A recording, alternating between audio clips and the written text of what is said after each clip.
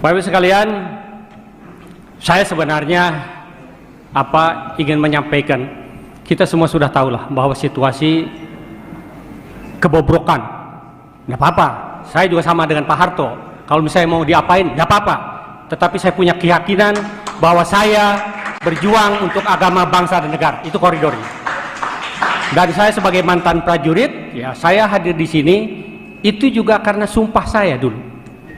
Sumpahnya diantaranya adalah, demi Allah saya bersumpah, saya ya pribadi, bahwa saya akan setia kepada Negara Kesatuan Republik Indonesia yang berdasarkan Pancasila dan Undang-Undang Dasar 1945 yang asli, bukan yang sekarang Undang-Undang Dasar 2002, bukan, yang asli.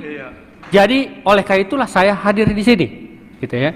Karena itu sampai yaumil akhir itu sumpah saya pribadi kepada Yang Maha Kuasa.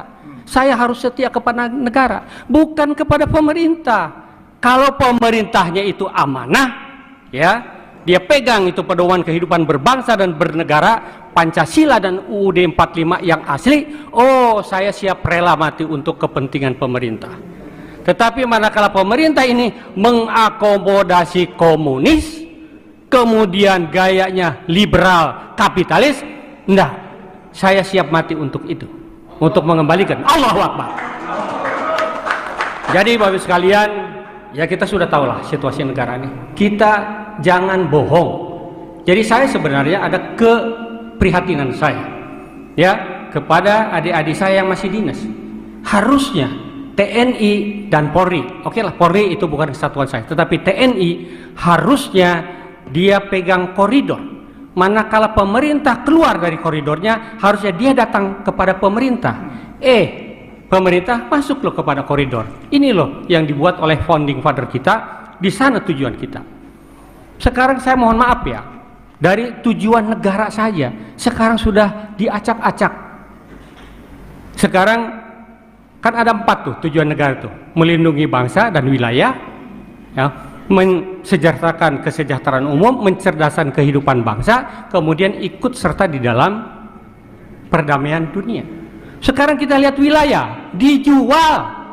IKN tadi saya disampaikan oleh Pak Harto 190 tahun. Siapa yang akan di sana? Ya.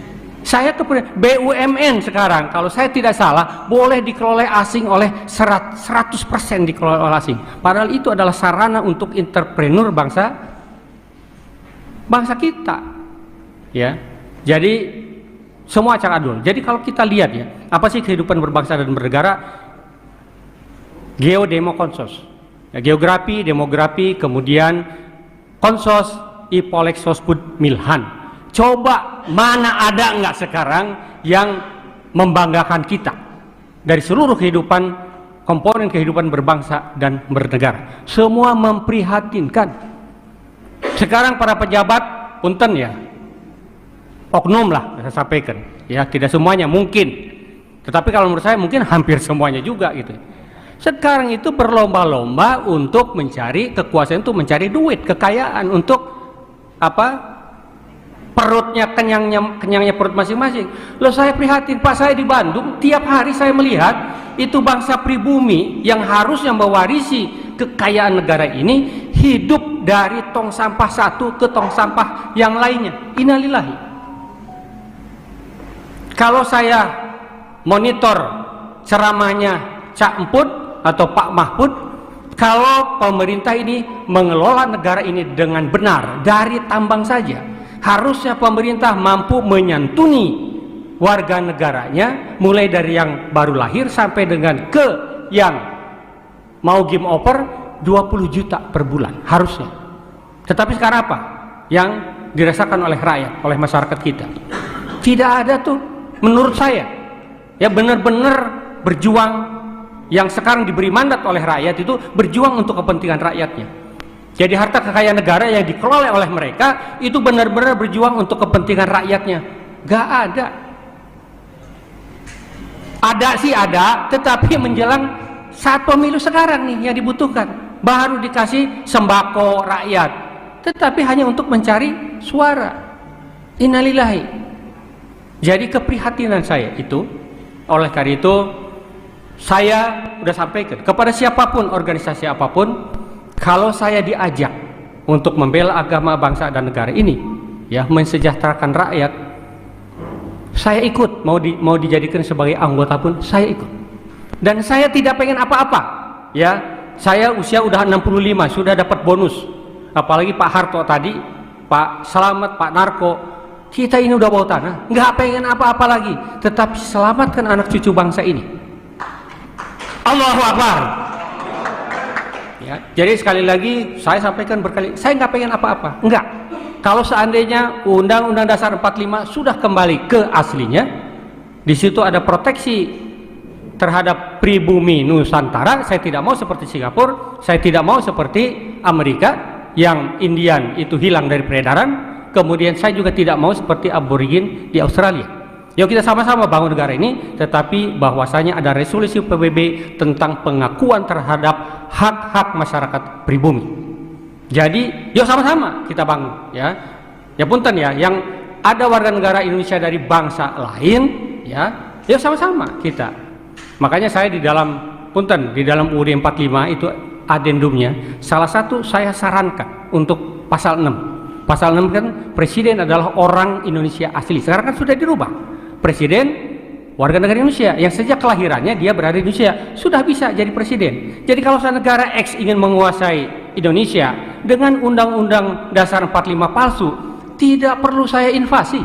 Saya siapkan agen saya, suami istri, saya luncurkan ke Indonesia, ya. Kemudian begitu anaknya lahir, ya, 40 tahun kemudian atau sekarang sudah dirubah, ya, untuk kepentingan pencalonan wapres jadi 35 tahun kan itu dia siap untuk jadi presiden Republik Indonesia.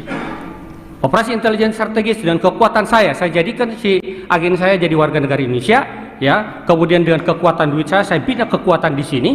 Kalau di Kopassus itu ada yang terkenal namanya Operasi Sandiuda, itu Pak Narko tuh, ya. Jadi itu untuk menguasai negara ini. Jadi sadar nggak? Sadar nggak? Ya, perpolitikan kita semuanya sudah transaksional. Yang punya duit, yang jadi. Jadi bayangkan, ya, betapa mudahnya dengan peraturan sekarang kekuatan asing menguasai NKRI. Ini yang menjadi kegundahan saya. Maka saya bilang sebelum saya game over, ya, untuk membela bangsa dan negara ini plus agama. Kenapa agama? Karena menurut saya komunis sudah masuk ke semua lini kehidupan berbangsa dan bernegara. Makanya saya tekankan agama, karena bagi komunis agama itu adalah racun. Saya harus berada di posisi itu. Jadi saya siapkan diri saya, ya, saya siapkan untuk mewakafkan diri saya untuk kepentingan itu. Dan saya terus terang sudah sampaikan kepada anak istri saya. Pada saatnya Ibu Pertiwi memanggil, kalau memang itu untuk kepentingan agama, bangsa, negara, saya sudah cukup untuk tanggung jawab saya sebagai orang tua maupun sebagai suami. Dan izinkan saya untuk ikut bergabung dengan rekan-rekan seperjuangan yang tetap fokus untuk berjuang untuk agama, bangsa, dan negara kesatuan Republik Indonesia tercinta. Jadi Bapak Ibu sekalian, ini kenapa kita ada ini, karena pemakzulan ini ikut di dalam, karena satu tadi saya sumpah saya sebagai prajurit dan itu adalah sumpah perorangan, dan yang kedua memang situasi NKRI sekarang ini tidak dalam keadaan baik-baik saja. Ibu Pertiwi sedang sakit, perlu dibantu, perlu diingatkan, yang sekarang sedang bau reksok, kira-kira begitu. Yuk kita sama-sama, saya berharap mudah-mudahan kita tidak pesimis, Pak Harto, walaupun memang kalau secara normatif sekarang ini pemerintahan, kalau orang Sunda bilang pemerintahan kumaha aing, semau gue yang berkuasa kok, ya kan? Nggak akan Pak, secara normatif nggak akan bisa digoyang, nggak bisa, ya. Tetapi paling tidak menyadarkan masyarakat bahwa situasi ini harus ada perubahan. Kalau